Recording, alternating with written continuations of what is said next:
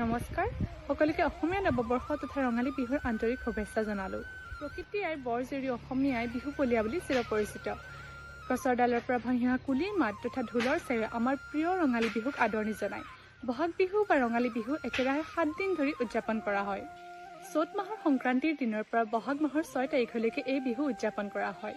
প্ৰত্যেকটি বিহুৰে সুকীয়া সুকীয়া নাম আছে। এই গোটেইকেইটা বিহুকে একেলগে 7 বিহু বুলি জনা যায়।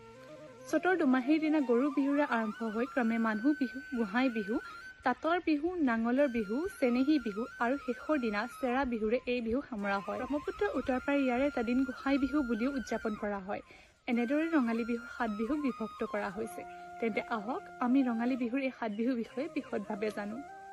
চ'ত বিহু বুলিলে অসমীয়াৰ বহাগলৈ অপেক্ষা কৰা ধৈৰ্য নাথাকে। চ'তৰ নিশাই ৰং ৰহিচৰি হুঁচৰি আখৰা আৰম্ভ কৰে।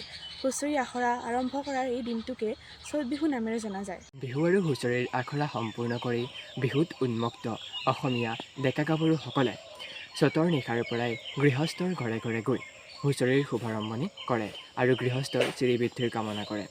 আমি অসমীয়াই বিহুৰ এই দিনটোকে নামাকৰণ কৰিছোঁ ৰাতি বিহু নামেৰে। ৰঙালী বিহু আৰম্ভণি হয় কৃষিজীৱী ৰাইজৰ আদৰৰ ধন গৰু বিহুৰ জৰিয়তে। চ'ত মাহৰ সংক্ৰান্তিৰ দিনাখনি কাহিলি পুৱাতে গৃহস্থই নিজৰ গৰুকেইটাক নৈলৈ লৈ গৈ অতি উৎসৱমুখৰ পৰিৱেশ সৃষ্টি কৰি গৰুকেইটাৰ প্ৰতি কৃতজ্ঞতা জ্ঞাপন কৰে। মানুহ বিহু বা চেনেহী বিহু বহাগৰ প্ৰথম দিনাই নৱবৰ্ষৰ ন-স্নানেৰে অসমীয়াসকল সাজু হয়।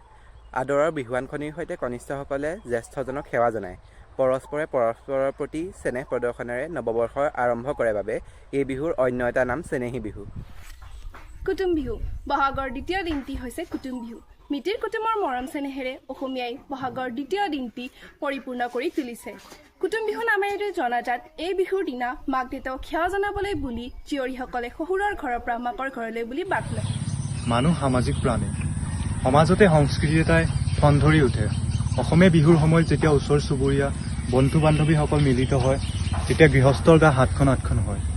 পুৰণি কালত যিদৰে মানুহে হাতলৈ আহ যাহ কৰিছিল ঠিক সেইদৰে অসমীয়া বিহুৰ সময়ত ওচৰ চুবুৰীয়াই ইঘৰে সিঘৰলৈ যায় আৰু এই বিহুকে 7 বিহু বা মেলা বিহু বুলি কোৱা হয়। বিহুৰ শেষৰ দিনটোত পালন কৰা বিহুটো হৈছে এৰা বা চেৰা বিহু। এই বিহুৰ তাৎপৰ্য এই যে সেইদিনাৰ পৰা বিহু বুলি অসমীয়া মানুহে বিহুত আনন্দ উল্লাস বাদ দি ভঁৰালত আওজাই থোৱা নাঙল যুঁৱলি নমাই খেতি বাতিৰ কাম আৰম্ভ